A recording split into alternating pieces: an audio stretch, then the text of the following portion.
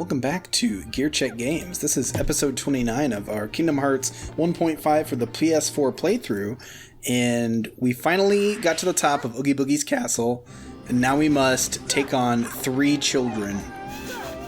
Take on what you mean, bully?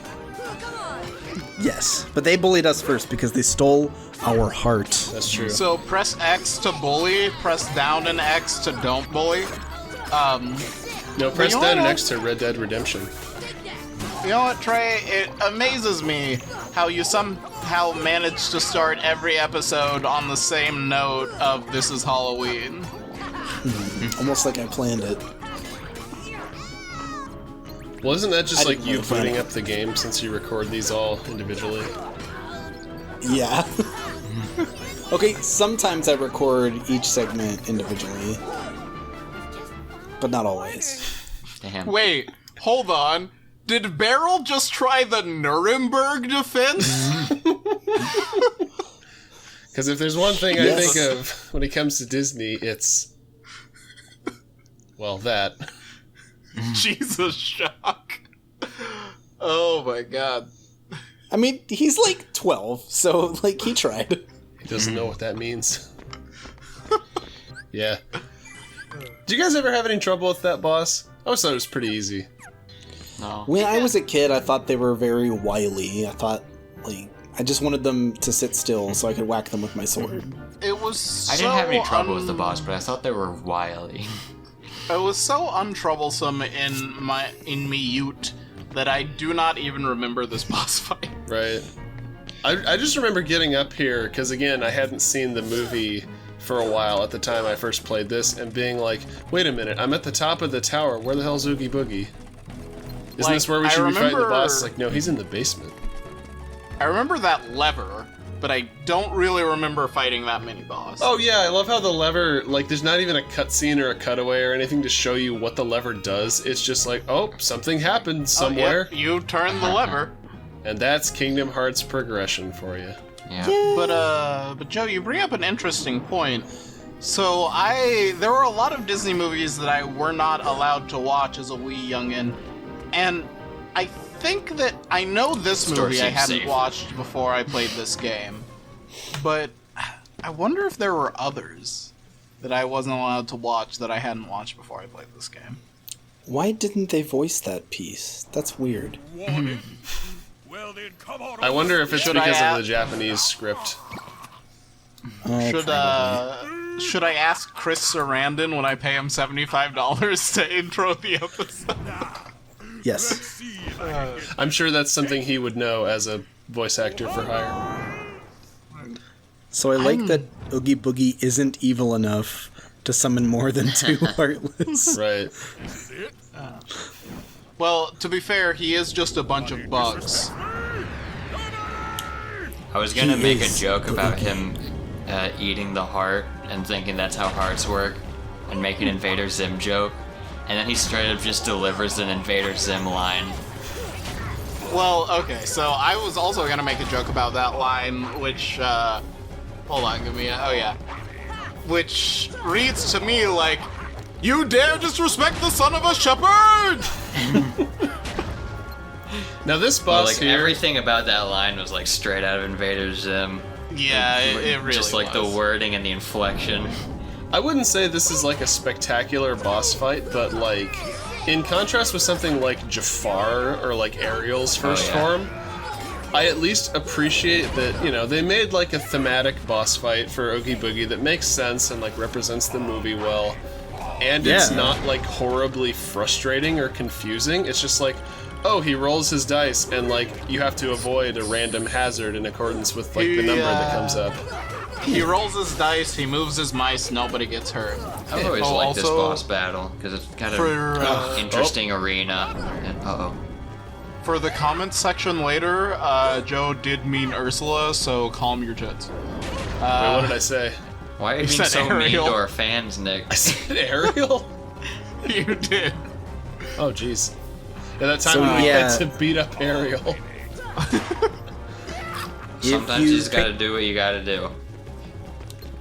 if you pick the wrong symbol to step on, if he's not there in that symbol, that will happen where he'll just like rotate you around the room and like attack you with a random hazard, like you said. Yeah, the gates trap not only him but you. So yeah, make sure you are paying attention to where he is when you decide to push a button. I would just like to take a moment and say that that's really, really weird design for a roulette wheel. Why does it have spikes in it? Why did you do this, Oki? Because it's an Oogie Boogie roulette wheel. Well, would you rather be on this roulette wheel or the one from the casino in Mario Sunshine? That is a good point. Random first-person section? Yeah. God, there is a skeleton on that. I just realized that. Also, like this Do doesn't you think look the skeleton is alive?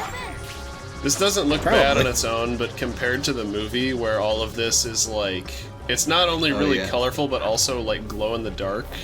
Yeah, it's like not a black light segment. Yeah, glow in the dark segment. Yeah, it's really cool in the movie, but here it's just kind of like, oh, it's colorful, It's I good guess. for Kingdom Hearts, but like maybe So- not as good as the source material still. I'm never gonna have a better chance to mention it than this, but when I was in high school, I took art class every year. I was pretty bad at it most of the time, but sometimes I did some cool things. And one of the things that I did was we Every had a time. project where we had to draw something. Like we had to take a picture and recreate it out of words.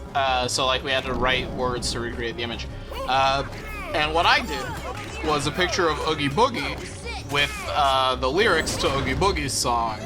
And I still have it around somewhere, and it's one of my favorite things that I did in high school. And I'm just bragging about that because And that what was else the is there last to piece talk of about art right now? young Nicholas ever made. I think it won like second place in its category at one of the art shows. 'Cause, Congratulations. like, I don't know if y'all's high schools did that thing where like your art teacher like decided on some stuff to submit for a regional This is art show, Mhm. and Yeah, then I was your part art of class that myself. went to go and see it. Yeah. Those were actually I surprisingly somehow managed to get selected for at least one art show. I think every year I was in art, which is very impressive given my total lack of knowledge of what I was doing at the time. But yeah, those art shows were very fun trips. I Except made it that in. they could never spell my name right. I feel you.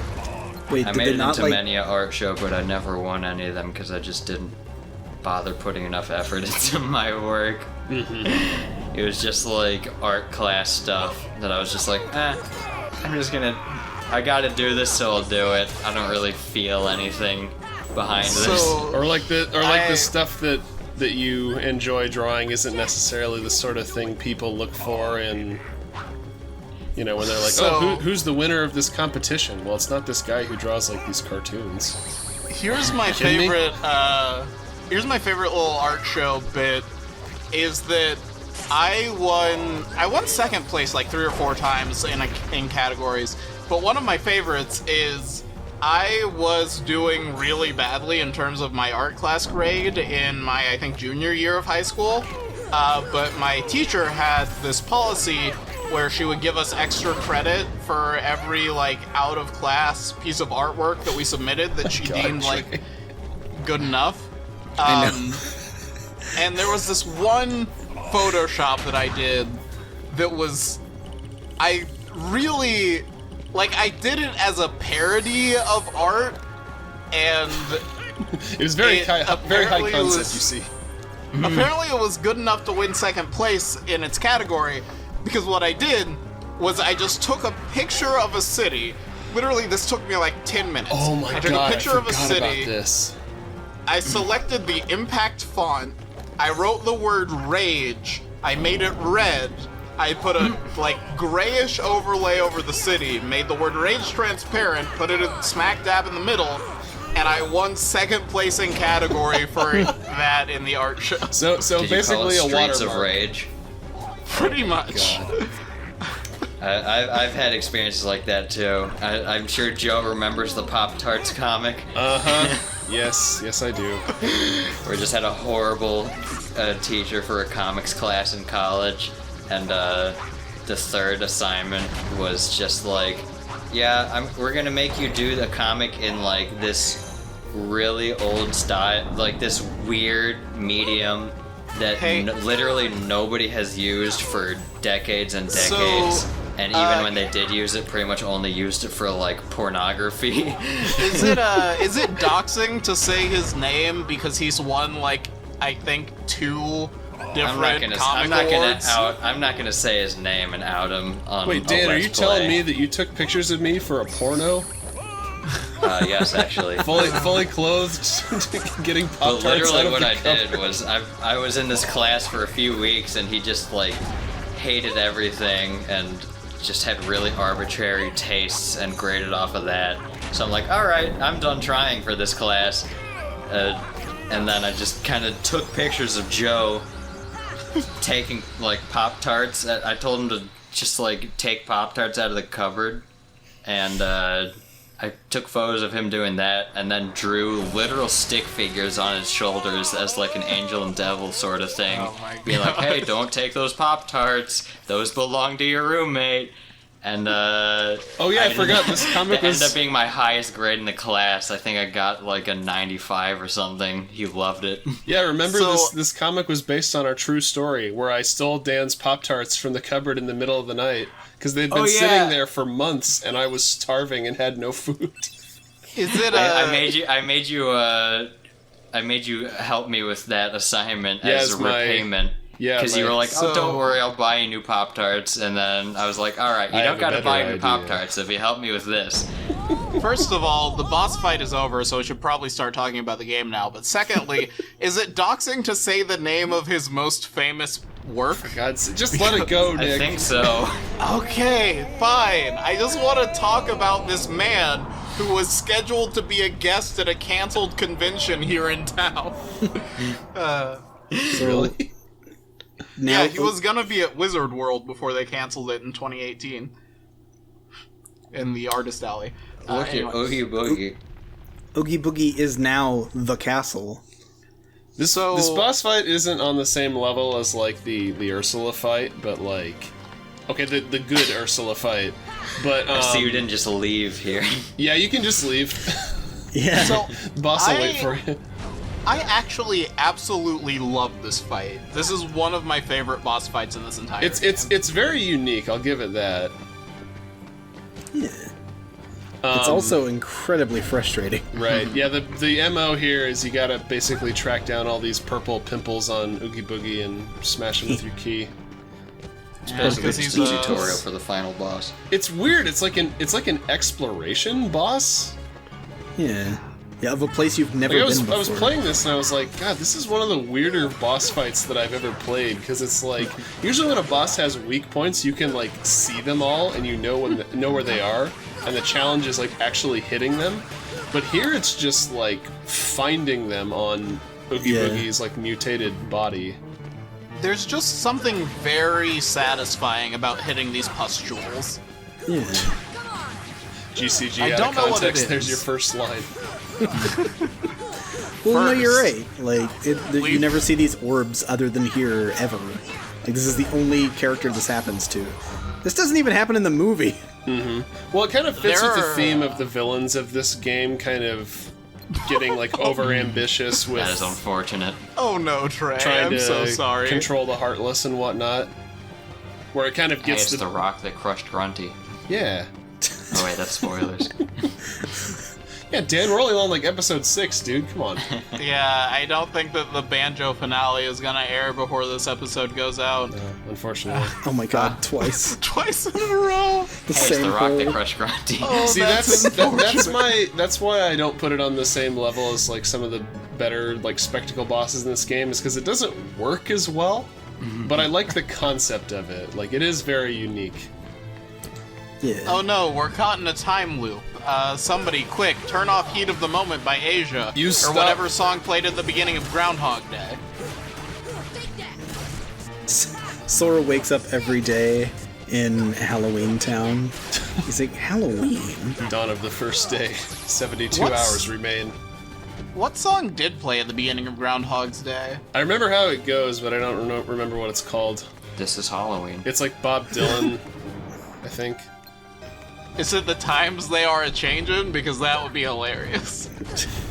Very on the nose, but I wouldn't put it past them. To tell you They the even truth, I directed that don't know. movie. To tell you the truth, I don't remember Like, I myself. only remember the part of the song that's in the movie, but not any more than that. So I don't know how to make Jack and Goofy follow me.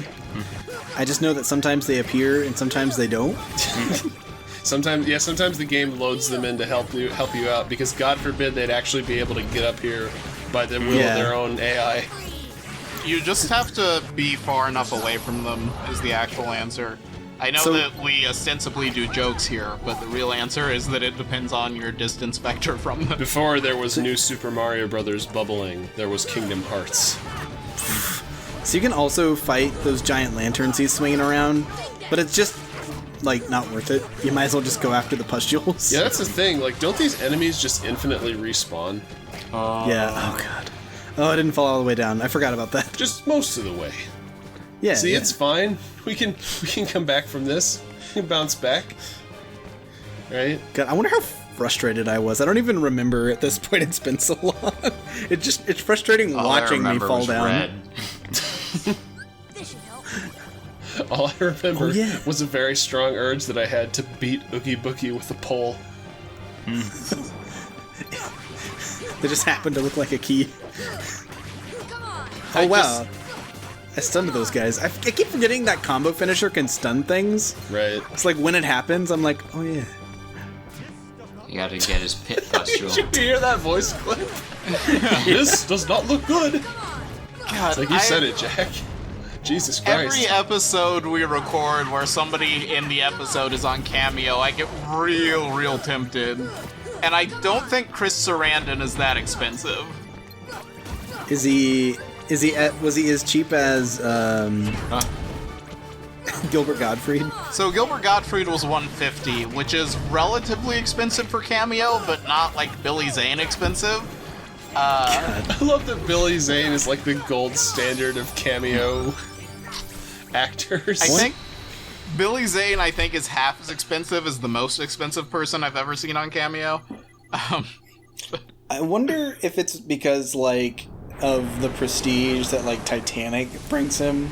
No, it's just because of his ego, because you set your own price on Cameo. It's purely based on their role in Kingdom Hearts, the video game. Yeah. Yeah, it's true. That's why Chris Sarandon is only like $50. Yeah. Pretty sure Iago says just as many lines as Ansem in this game. Okay, I don't know if that's entirely true. I guess Okay, depending on how well- many times he talks while you're like beating him up in Agrabah. Yeah. Can you? Is it hot Also- in here or is it just me?